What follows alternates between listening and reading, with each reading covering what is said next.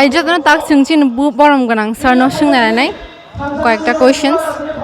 Good afternoon, sir. Sir, how do you feel about the involvement of students and youth regarding the demand for Greater Tripura land? Youth had always been the pillars for every nation, had it been in India, South Africa, or America, anywhere and everywhere, in Northeast, in India, everywhere. Now, the time has come that the youths of Tripura and the students has greatly taken involvement in the movement for Greater Tripura land.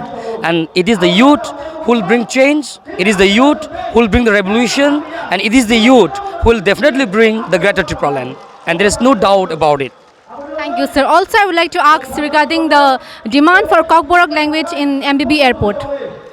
The demand for Cockburrock in MBB airport is nothing new, and it is not only constitutional rights. I think every language has got to speak about history, identity, and culture. Once you suppress any language, along with the dying of the language, dies the culture, history, and tradition. Therefore, reviving of the language in any form is very much essential. Thank you, sir. And also, I would like to ask regarding our Cockburrock language in the CBSE board. Should it be Roman or Bengali?